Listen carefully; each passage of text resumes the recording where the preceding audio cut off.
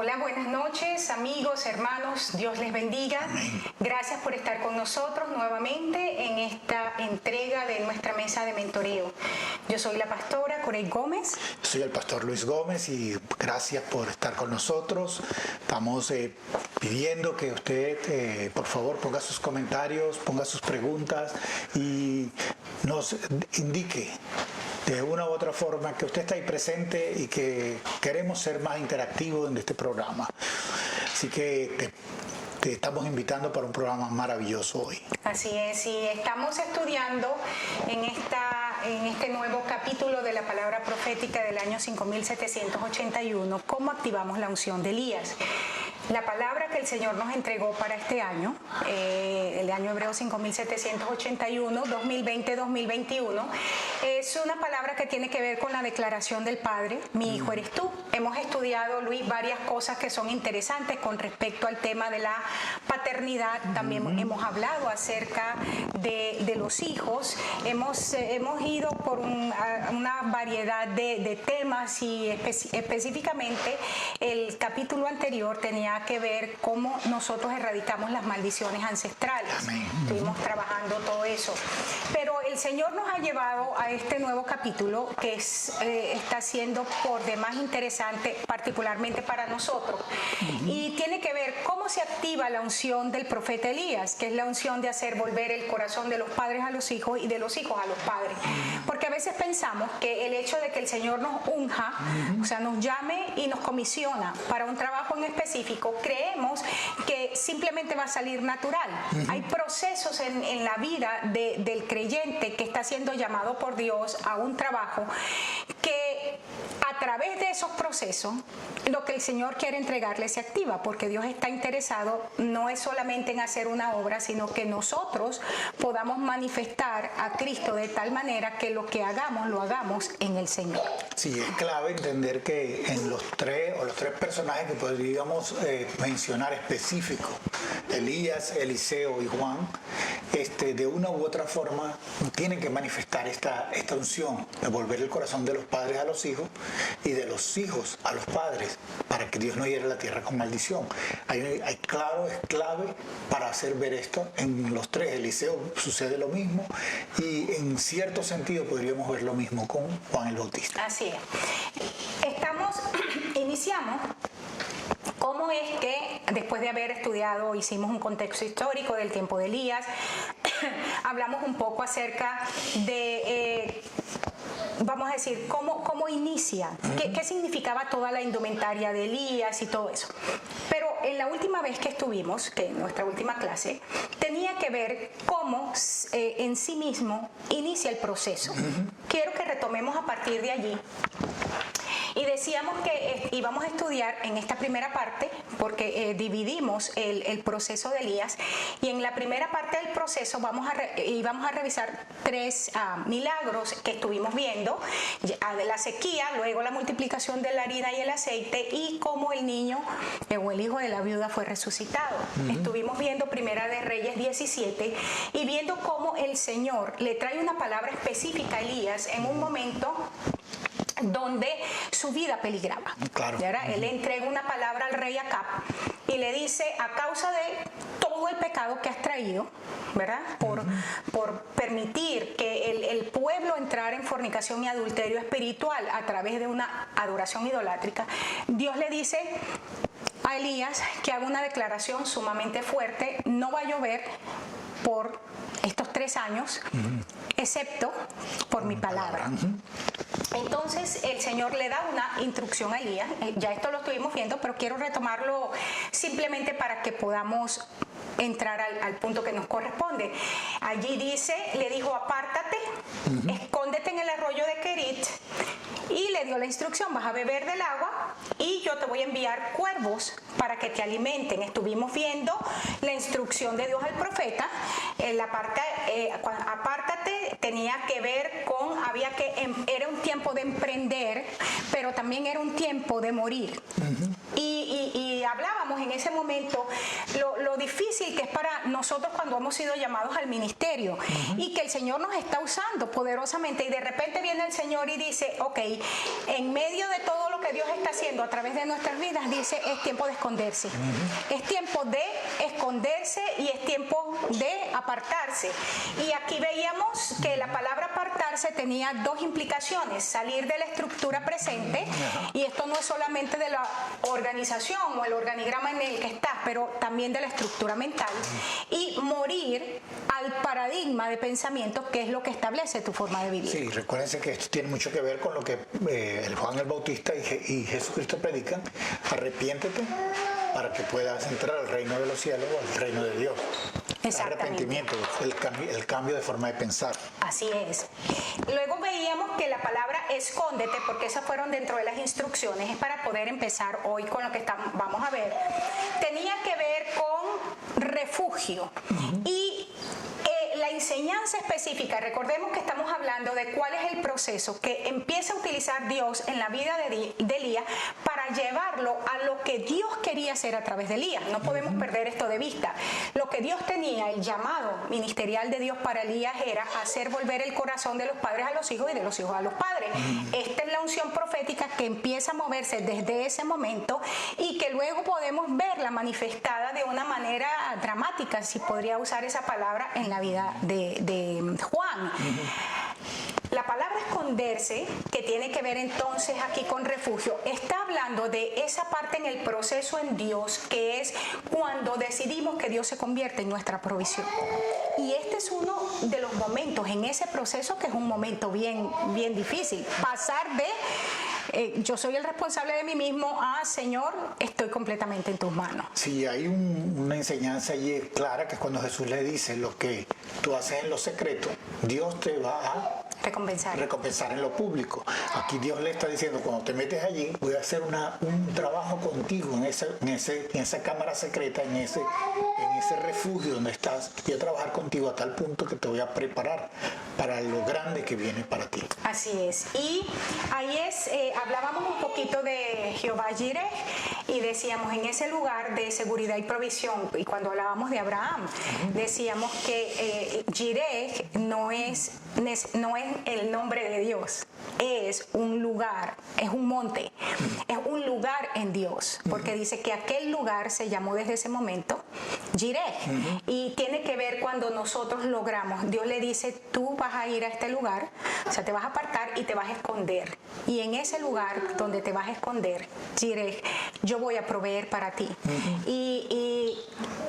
Decíamos, Luis, que esta es una de las enseñanzas dentro de lo que es la activación profética y la activación ministerial, que es un momento difícil que todos vivimos cuando hemos sido llamados por Dios, que es aprender a depender completamente y milagrosamente del recurso y la provisión de Dios para nuestras vidas. Amén. Jireh. Luego veíamos Kerit, que era una palabra interesante, o sea, él se iba a apartar, se iba a esconder, a refugiar en Kerit, que es una palabra que tiene que ver con cortar, tiene que ver con pacto, y hablábamos acerca de que estas cosas eran necesarias, o sea, el hecho de poder decir: yo tengo que salir de mis paradigmas presentes, cambiar mi forma de pensar. Segundo, aprender a depender completamente en el Señor para poder hacer pacto. Y estos dos principios para la gente de pacto se aplica en todo sentido. Es pacto con Dios, pero pacto también con nuestros hermanos en Cristo, pacto matrimonial. O sea, es aprender a depender del otro, en este caso del Señor, de una manera completa, ¿no? Sí, aprender a ser dependiente de la palabra que Dios nos entrega, dependiente de la instrucción que Dios nos entrega y dependiente de esas relaciones que Dios está colocando en nosotros, con Él y con gente alrededor nuestro. Así es. Y decíamos entonces que Kerit es un lugar específico, por ser un lugar de pacto, donde el Señor nos empieza a podar. Y esto es importante porque la gente piensa que cuando llega al lugar asignado de Dios es muy fácil. Por el contrario, el lugar asignado de Dios, en este caso Kerit, siempre es un lugar donde empezamos a ser podados en las relaciones de pacto, que el Señor nos permite tener, sea con personas que estamos trabajando de igual a igual o personas que Dios ha puesto por encima de nosotros de alguna manera. El estar en un organigrama, personas por encima o personas por debajo, no hace a nadie ni mejor ni peor, es simplemente una forma para funcionar. Y cómo Dios utiliza estas relaciones para empezar a trabajar nuestras vidas, ¿no? Esta es la parte importante aquí en Kerit que estuvimos estudiando.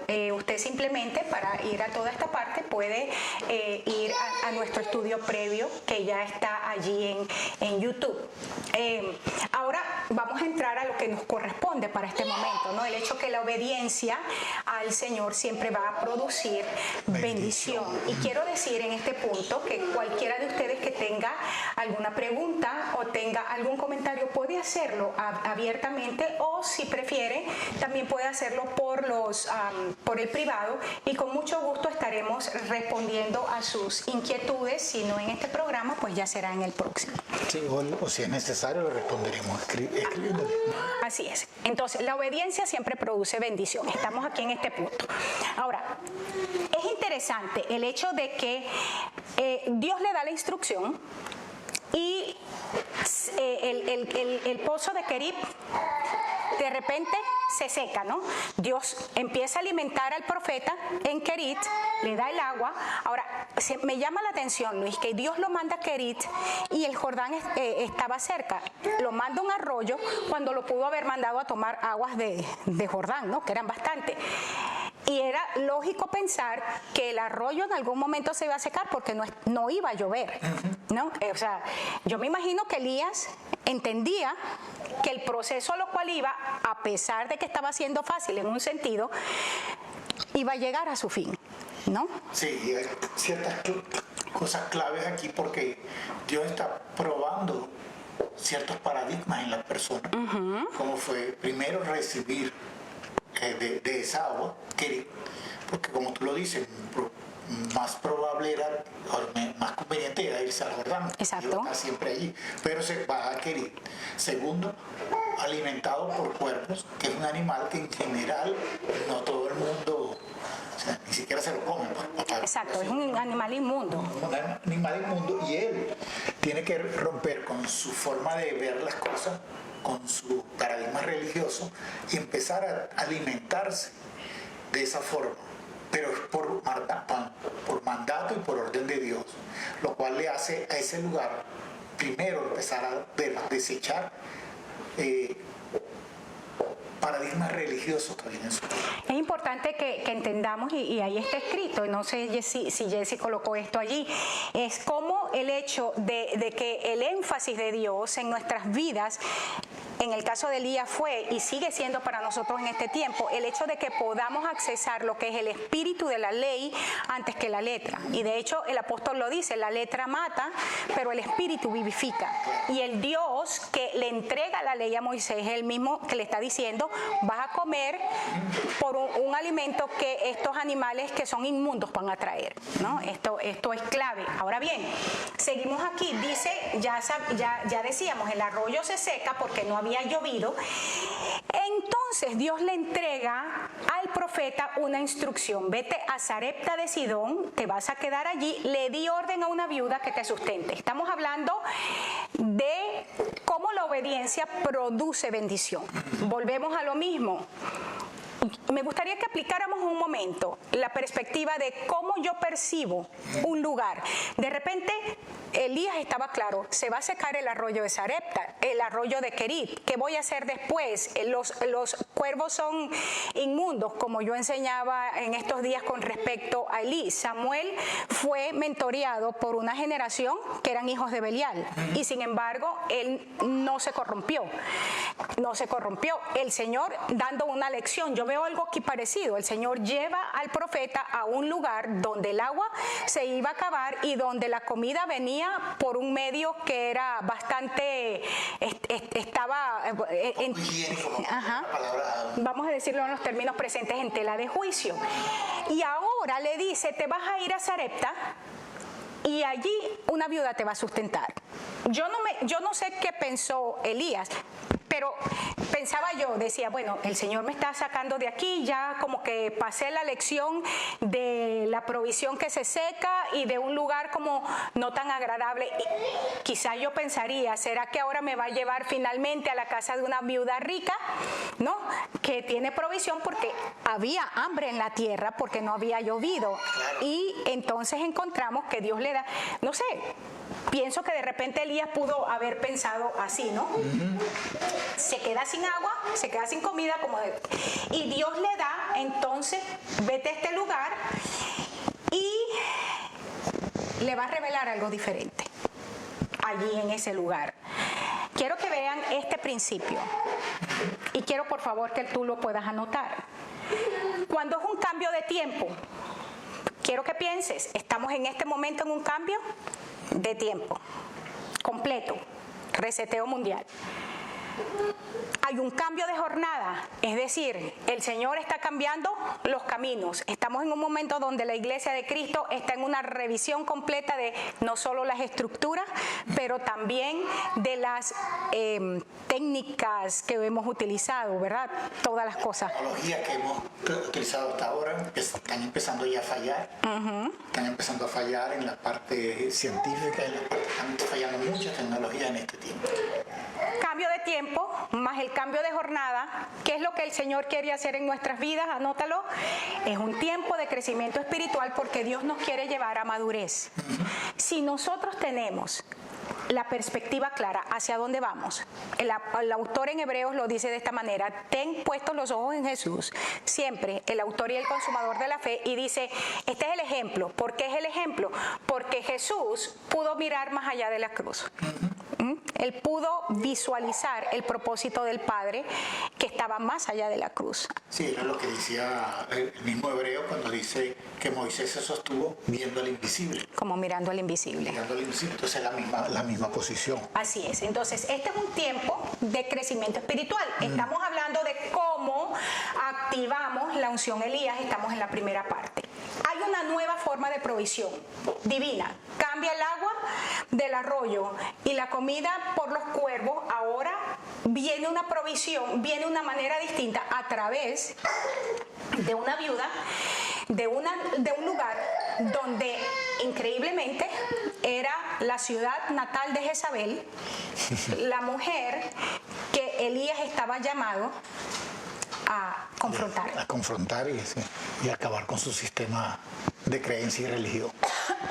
Alguien nos dijo alguna vez, cuando llegamos aquí a este país, hace bastantes años, 26 años, 27 años, nos dijo que el mejor lugar para esconderse de ¿cómo se llamaba?, de la ley, en ese tiempo la inmigración, era estando frente a ellos.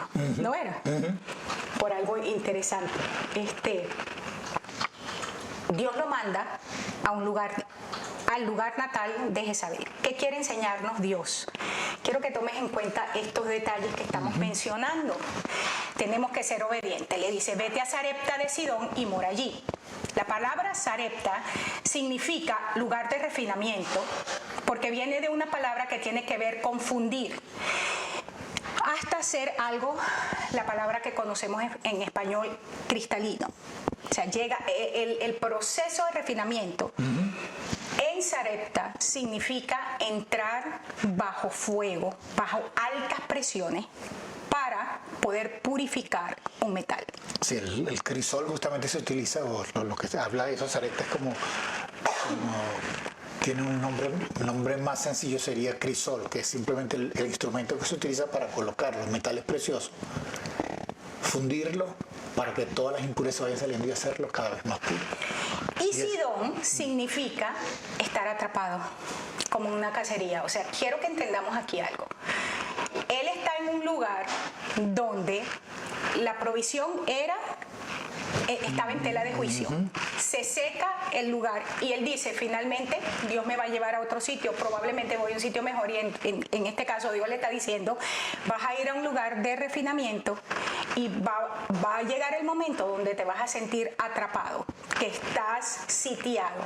Si alguno de ustedes está sintiéndose como atrapado, como que está sitiado, como que no tiene lugar para respirar, déjame decirte de parte del Señor que estás en el lugar correcto, en Sarepta de Sidón, ¿no?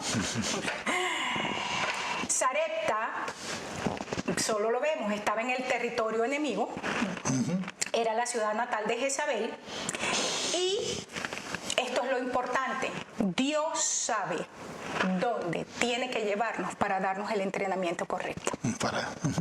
Qué mejor de ser entrenado que en el corazón del campo enemigo. Sarepta, entonces, ¿qué significa? Es el lugar donde aprendemos que la misericordia de Dios va por encima del juicio. Esta palabra es clave, porque misericordia quiero y no sacrificio, dijo el Señor, ¿no? Claro. Y es poder entender la naturaleza del Padre. Sí. En ese momento Elías era un hombre conocido por diferentes naciones por la palabra contundente, radical y la precisión con que el hombre podía hablar de Dios. Un profeta que lo respetaban no por cómo se vestía ni cómo lucía, sino porque la palabra que había dado tenía tanta fuerza que hacía esto.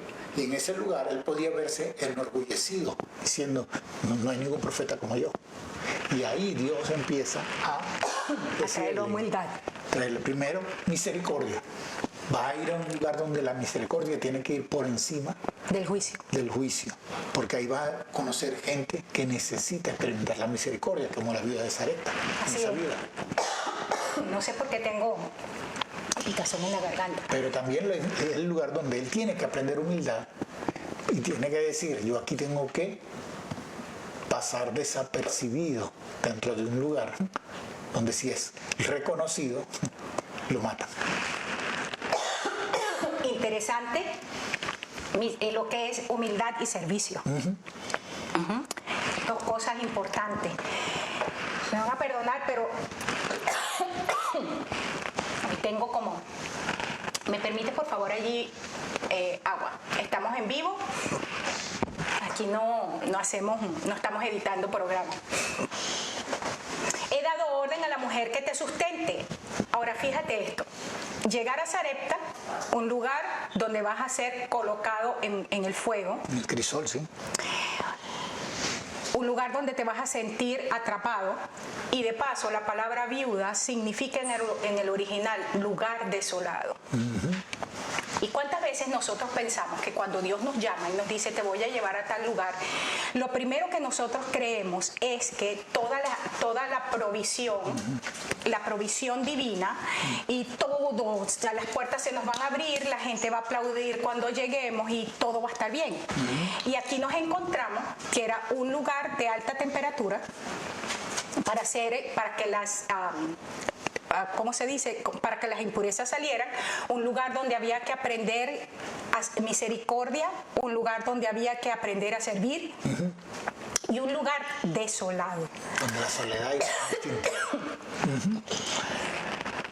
Pero en medio de todo ese sitio, Dios tiene algo. Dice, he dado orden allí a una mujer viuda que te sustente. Entonces lo primero es que esa viuda, el lugar desolado, una mujer que no sabemos cómo queda viuda, si su esposo murió en una guerra o murió por alguna enfermedad, pero es viuda. Y está allí donde la reputación de él como profeta puede ser tocada, donde un montón de cosas pueden ser dañadas en la vida de Elías, pero allí es donde dice Dios, ahí tú debes sustentar. Lo interesante aquí del caso y el punto primordial que podemos sacar es el hecho de que él estaba confrontando un espíritu jezabélico que había traído adoración de los Baales al pueblo de Dios.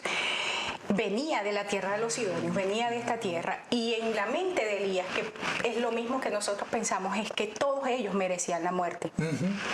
Y Dios escoge traer bendición sobre la viuda al usar esa viuda que estaba en la nación adoradora de los Baales, para bendecir la vida del profeta y para enseñar al profeta. Una gran lección. Y esto es clave para nosotros dentro de lo que es el proceso de Dios en nuestras vidas, porque recordemos que estamos hablando de cómo nosotros activamos la unción Elías en un momento como el que estamos viviendo, un momento donde nuestras naciones están en maldición profunda y no podemos cerrarnos los ojos. Tenemos problemas de hambre, tenemos problemas de enfermedades, tenemos las organizaciones, todas las estructuras políticas, económicas, educativas no están funcionando en nuestras naciones, todo el sistema sanitario en nuestras naciones no está funcionando. O sea que tenemos problemas sumamente serios.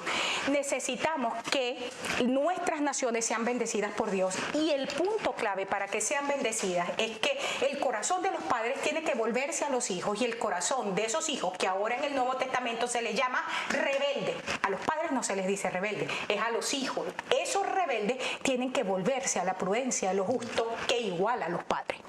Es una de esas cosas impresionantes donde la rebelión, y el proverbio lo dice, la rebelión está ligada al corazón del muchacho, dice proverbio, es porque cuando vemos en el Nuevo Testamento empieza a haber un cambio en las generaciones, y Elías, o la unción Elías, es la que va a traer una transformación a esos muchachos a través del poder de la resurrección, para llevarlos a unirse de su corazón al corazón de los padres. Ahora fíjate, interesantemente, esa viuda, que es un lugar desolado, o sea, un lugar, cuando hablamos de desolación, estamos hablando de soledad, estamos hablando de tristeza, estamos hablando de depresión, estamos hablando de vacío.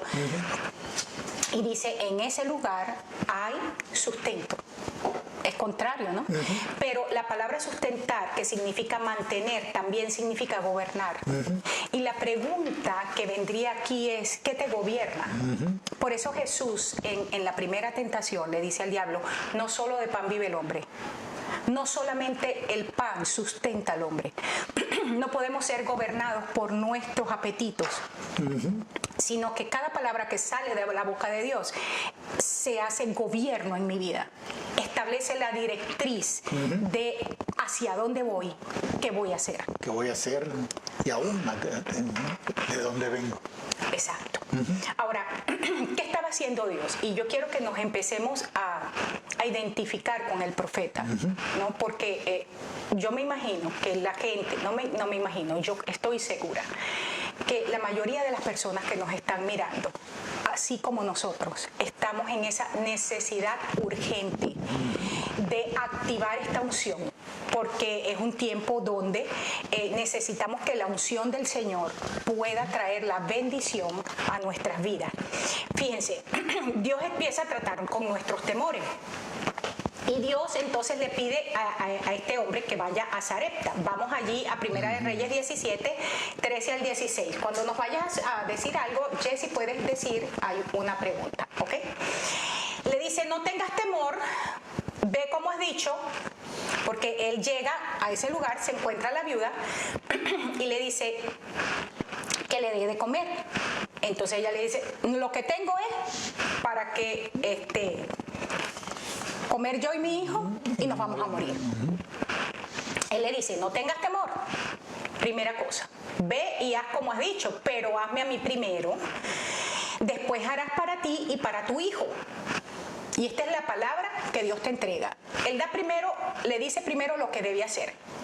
Después que le dice lo que debe hacer, le dice, esta es la promesa de Dios. En otras palabras, la palabra profética que trae una promesa a nuestras vidas siempre está sujeta a una directriz de parte de Dios, porque demanda obediencia. Claro. Esto es importante que usted lo escuche, y quiero en esto hacer una acotación. En estos días, con la cuestión aquí en Estados Unidos a nivel político de lo que es de lo que pasó con las elecciones, hay montones de personas. Bueno, ¿qué vamos a hacer con estos profetas, no? Ya casi que dicen, metámoslo así a todos en el Monte Carmelo y quitémosle la cabeza porque son unos mentirosos.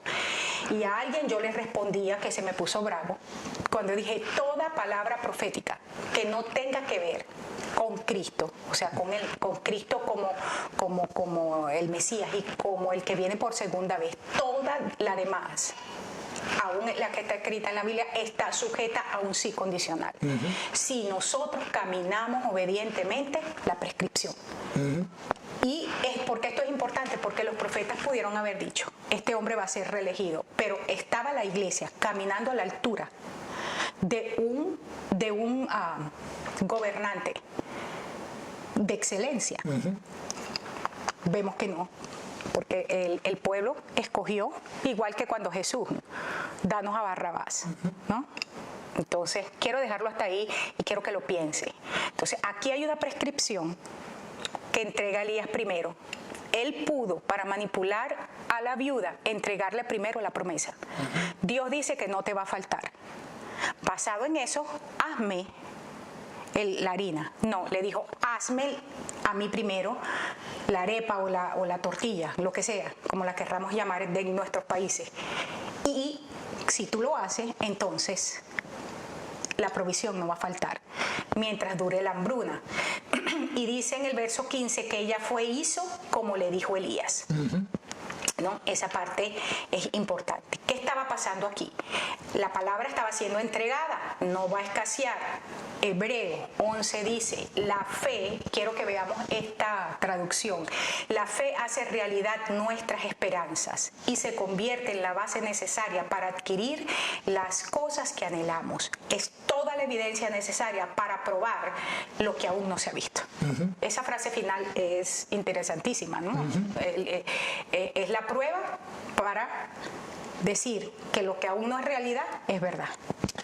Tremenda, sí, y claro, habría que trabajar esa en sí mismo, pero tenemos que aprender a escuchar la palabra de Dios, pero lo más importante es la obediencia, porque mucha gente está escuchando la palabra de Dios, pero empieza a poner dudas. Esta mujer dijo, bueno, estoy por morirme, déjame hacer este pedacito, pero la palabra vino como un refrigerio a su corazón, diciéndole, no va a escasear ni la harina ni el aceite para que tú sigas haciendo esto.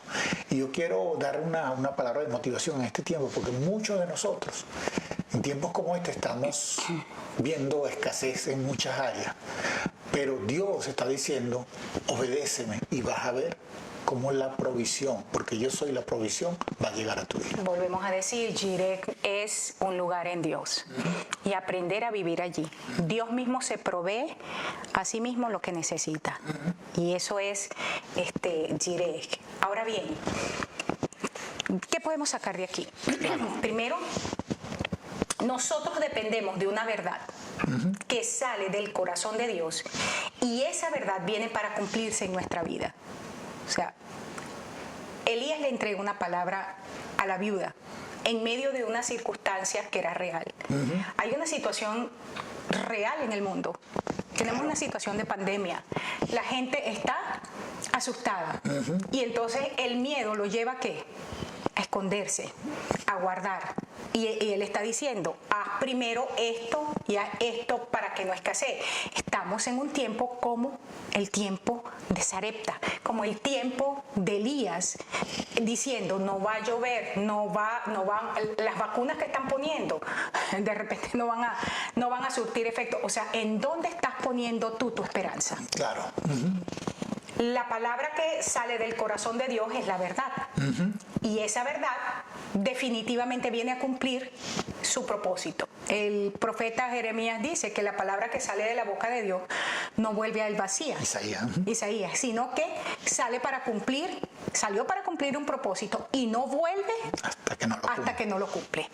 Y eso es un sí, es un amén. Amén. Ahora, a partir de aquí hay tres cosas importantes que podemos ver. Primero, la realidad que tenemos. ¿Cuál es tu realidad en este momento? No tienes trabajo, estás solo sin tu familia, estás en una nación extraña. Para mí es interesante el hecho de que la gente que se conecta con nosotros en nuestras mesas de mentoreo, gente que están en muchísimas naciones, y una de las cosas que más le golpea a los inmigrantes es la soledad, es el hecho de haber salido del hogar, de la familia, ¿no? ¿Y a dónde estás? ¿Cuál es tu realidad? Esa es la realidad. Soledad, depresión, falta de trabajo, no tienes legalidad en la nación. Hay un montón de cosas que nos hacen dudar o nos ponen un peso sobre lo que está Dios diciéndonos y nos hacen creer en oportunidades que como que Dios se nos olvidó o que nuestras oraciones nos pasan del techo. O que la palabra que Dios nos está dando es de risa, ¿verdad? Porque esa verdad que salió de la boca de Dios viene en contraposición a la realidad que estamos viviendo. Entonces, en este caso, ¿a qué necesitamos transicionar a nivel de pensamiento? La realidad que yo tengo es circunstancial. O sea, es momentánea, no es mi eterno. O sea, lo que tú vives, lo que estamos viviendo, sea lo que sea, pérdida de un cónyuge, pérdida de un familiar, un hijo se fue, no tienes dinero, trabajo, lo que sea, es una circunstancia. Es una realidad, ciertamente, pero es circunstancial, es momentánea y no se compara jamás con la promesa que está recibiendo de parte de Dios, porque la promesa que viene de parte de Dios, en este caso a través del profeta, era la verdad absoluta que se cumpliría por encima de la circunstancia que estaban viviendo. Sí, es por eso que la viuda recibe una bendición, pero el profeta también recibe una bendición. Exacto. Porque a pesar de que había una realidad circunstancial muy fuerte, estaba en un sitio donde teóricamente no debería haber habido bendición en ese lugar. Sarepta. Era soledad, era caliente, era todo un montón de cosas. Pero allí son bendecidos una familia, la viuda con su hijo y todos los que estaban en esa casa, y además es bendecido el profeta. Así es. Y finalmente la realidad es temporal. No te olvides esto, pero la verdad de Dios es absoluta. Y claro, cuando dice el apóstol que las cosas que se ven son temporales, pero las que no se ven son eternas. amén. Y la palabra de Dios a veces uno no ve las cosas, pero el mismo verso que leímos de Hebreos dice, es la certeza o la evidencia de las cosas que no las estamos viendo. Que el mismo Hebreo es el que dice, lo comentabas ahorita, o sea, esa frase siempre para mí ha sido impactante, que Moisés, todo el tiempo de su proceso, y aún después siempre se sostuvo como mirando al invisible. O sea, esa es una frase, o sea, como miraba al que no se veía, ¿no? Y aquí lo que nos está diciendo es, y hay una canción que se puso de moda el año antepasado, la cantamos mucho el año pasado, aunque yo no pueda ver, tú estás obrando. Aunque yo no pueda ver, tú estás obrando. Amén. Entonces, el principio de todo esto, recordemos que estamos hablando de cómo nosotros activamos la unción Elías. La verdad de Dios en ti, que no es circunstancial, sino es una verdad absoluta, te canaliza. No importa en lo que estás viviendo, lo desviado que estés, esa palabra, esa verdad empieza a llevarte, a hacerte caminar, a avanzar por el camino correcto de Dios. Te posiciona en lugares donde entiendes que lo que viviste en el pasado, sea lo que sea. Alguien decía en una oportunidad, esas cosas soberanas de Dios que vivimos pudieron haber sido muy buenas, pudieron haber sido muy malas en el concepto humano. Estoy hablando, por supuesto, tiempos difíciles, tiempos de abundancia, tiempos de escasez, lo que sea. Todo lo que vivimos en Dios se convierte en una plataforma ahora. ¿Para qué? Para ver la mano de Dios y la gloria de Dios manifestarse en nuestras vidas de tal manera que podamos ser proyectados en fe. Amén. Amén. Esto es una verdad. Tómale una foto a esto y quédate con este principio. Sigamos, porque apenas estamos avanzando, empezamos a caminar en cómo activamos la unción Elías. Y yo quiero decirle a nuestra audiencia que nosotros, o sea, cuando el Señor nos habla de este tema, no empezamos a desarrollar este tema porque lo sabíamos.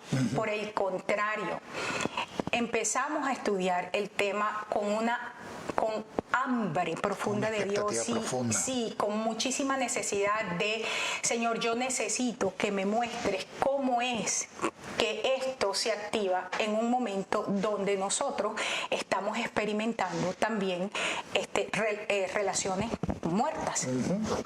¿no? Y necesitamos ver a Dios operar. En este caso, en el caso de la viuda y en el caso de Elías, ambos debían enfrentar sus propios problemas. Dios lleva a Elías a Sarepta, a la casa de una viuda, una mujer desolada, porque tenía que confrontar al profeta consigo mismo. Era bendecir a aquella viuda, era misericordia por encima del juicio. ¿Qué merecía la viuda? Igual que todos los sidonios, muerte. Y el Señor está diciendo misericordia por encima de juicio. Pero la segunda cosa era confrontar a Elías con sus propios problemas. Y la viuda era un espejo para Elías. Y aquí esto es una parte sumamente fuerte. Sí, Elías cuando llega a ese sitio se encuentra con que, mira donde Dios me manda. Y meterse en la cabeza de Elías, por supuesto, es elucubrar un poco, pero es impresionante imaginarse todas esas cosas que pasaron por la mente de Elías y a Dios cómo se le ocurre esto. Exacto. Y que Dios cómo me pone a mí en esta situación. Dios ¿qué le pasó a Dios? Porque la viuda en sí mismo, un lugar desolado, representaba el temor del profeta. En Job hay un verso que dice, y nosotros lo hemos mencionado para nosotros en nuestras vidas en muchísimas ocasiones, Luis, es que nuestros temores nos alcanzan. A lo que le temía, me alcanza.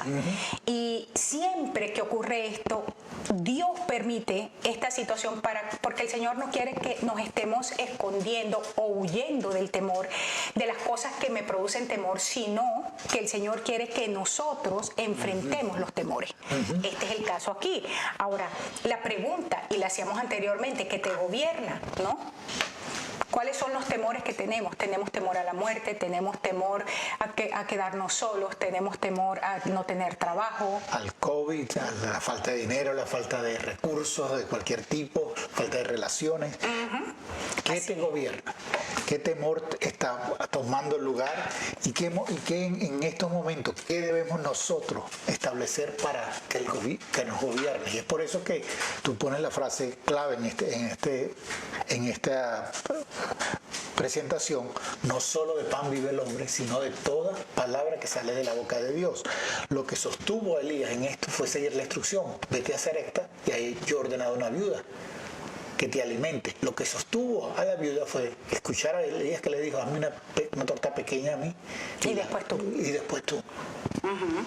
Ahora, cuando Dios empieza a tratar con nuestros temores, o sea, Dios posiciona a Elías en un lugar donde se ve reflejado a sí mismo.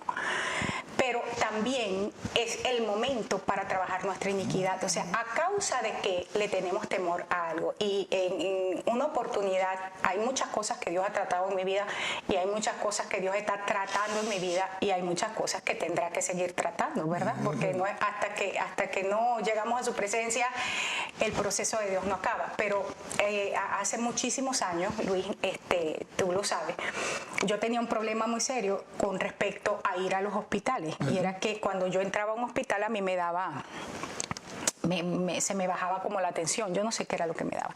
Hasta el día que empecé a preguntarme, o sea, ¿en qué radica esto? Una experiencia traumática que viví cuando era muy niña, a los 2 años, con un hospital, simplemente disparaba en mí una reacción química en mi cuerpo. Entonces, pero esto para hablar acerca de, por ejemplo, por qué ocurren ciertas cosas. Pero cuando estamos hablando de iniquidades, estamos hablando de situaciones que se disparan en nuestra vida, que no sabemos muchas veces por qué y que vienen de generación en generación. Hemos hablado de iniquidades en otros momentos. Sí, y él puede llamarlo en algún momento una maldición que se activa en ti o en una familia, puede llamarlo un pecado cíclico en una persona, cosas así que se están estableciendo o que la persona tiene establecida y que tienen que ser cortadas. Por eso es que Dios tenía que tratar con el miedo, el temor del profeta y de la viuda, pero para esto tenía que confrontarlos con la raíz del temor, que es una iniquidad normalmente. Ahora bien, es importante que entendamos que cuando llegamos a un momento para trabajar una iniquidad, estamos tratando en este momento un punto que es un poquito pesado y probablemente la gente esto lo va a tener que volver a escuchar. Cuando vas a trabajar con la iniquidad, tienes que tomar la última palabra, la última revelación, lo último que Dios te ha entregado, porque ahí está encerrado el arma con la que vas a enfrentar las herramientas para enfrentar el siguiente nivel. Y siempre, escucha porque esto es un principio, siempre que tú recibes una revelación de Dios, ¿cuál fue la última revelación? Kerit. Esa revelación tiene que producir un cambio, manifestar un cambio de identidad en la siguiente estación. Y esto era lo que Dios estaba proponiendo.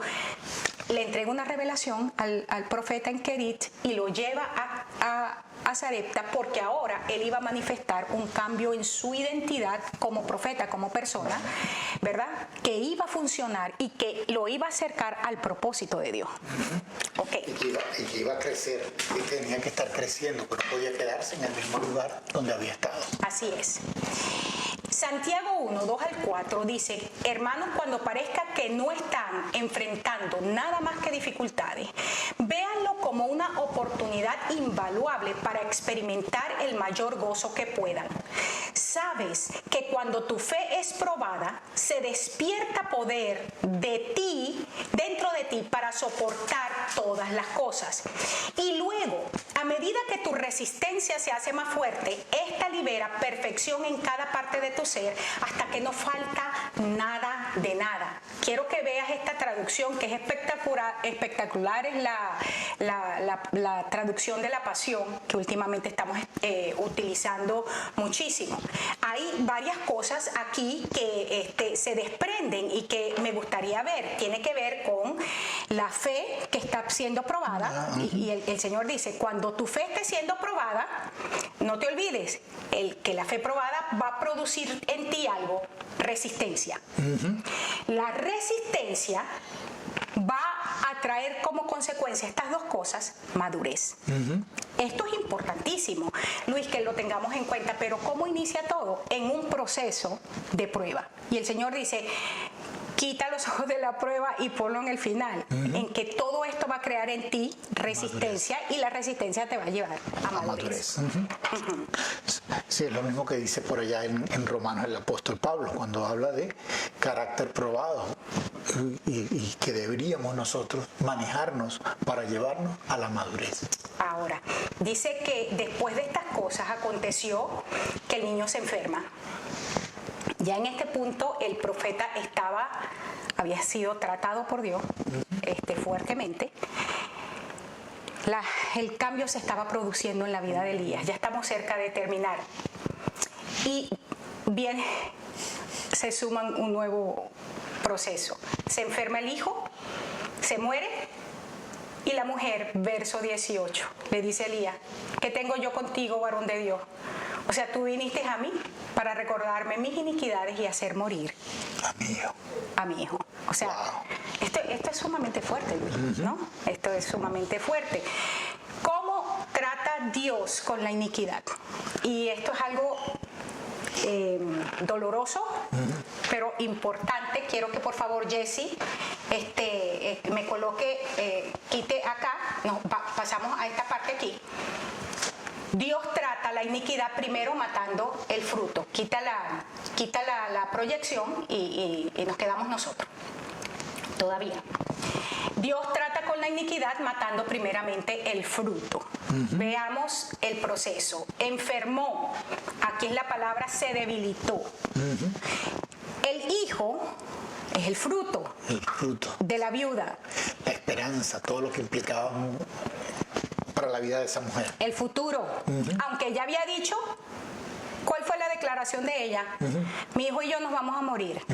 ¿Dónde se manifestó la iniquidad? En la declaración que ella hace en el momento que conoce al profeta. Ella siguió la dirección y vio la bendición de Dios, pero había una iniquidad. Ella tenía una expectativa de muerte. Toda la visión de ella era todo esto nos lleva a morir.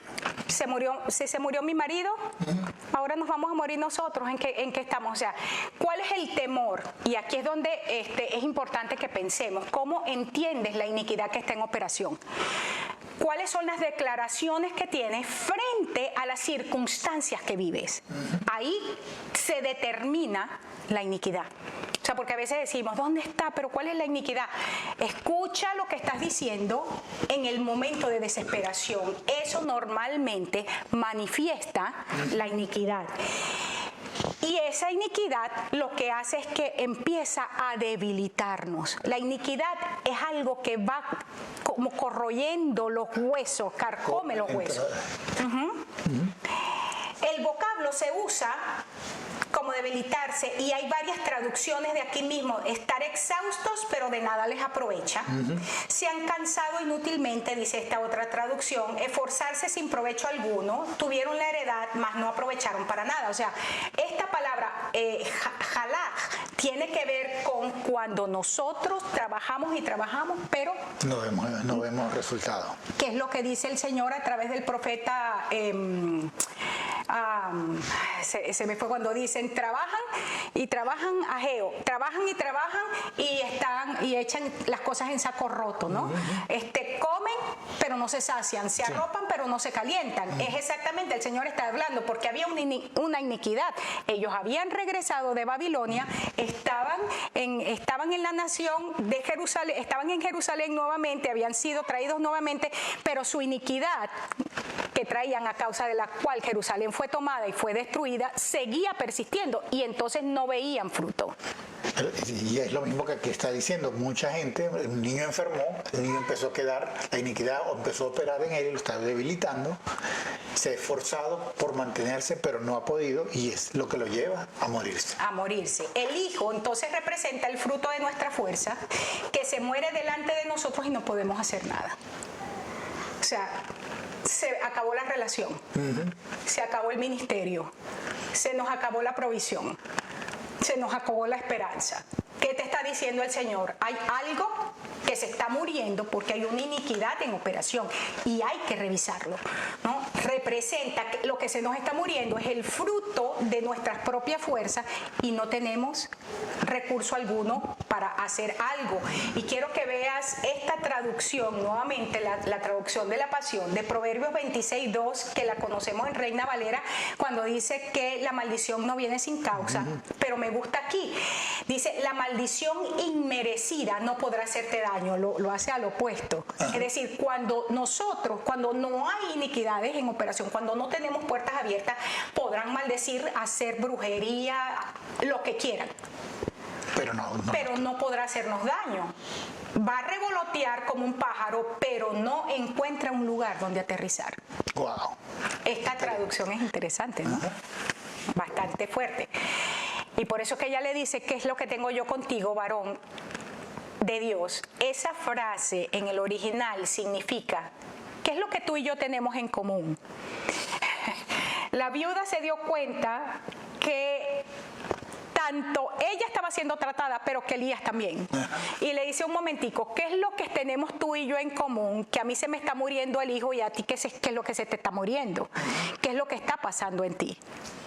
Si le dices, tú tienes un Dios, pero fíjate lo que está pasando en mi vida. La gran bendición se convierte en una maldición por culpa. Y él, por supuesto, ya le está echando la culpa en un sentido injusto a Elías, pero Elías tenía que tener una respuesta para esto. Exacto. Y es lo que le sucede en un tiempo como este. La iglesia está viendo que hay muerte en el mundo, pero tiene que tener una respuesta. Y el mundo nos está echando la culpa a los cristianos.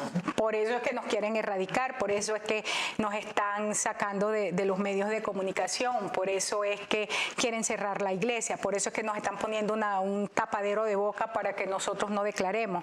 O sea, entendamos que estamos en el mismo tiempo, pero al mismo tiempo el Señor nos está diciendo a través de las cosas que están pasando afuera, o sea, vete, mira el reflejo, porque tenemos montones de gente de Dios de Dios, verdaderos creyentes, yo sí creo que mucha de esta gente ama al Señor.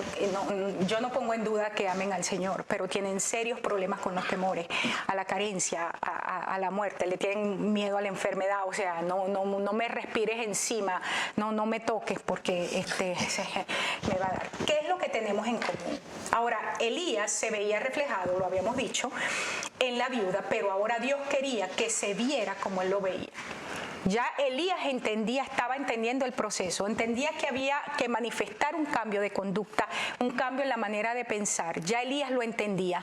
Y ¿cómo se puede hacer esto? En primer lugar es mirándonos como Dios nos ve. Sí, yo quiero que vean, porque algunos a lo mejor dirán, no han visto el paralelismo entre la frase de Malaquías, de volver el corazón de los padres a los hijos y de los hijos a los padres.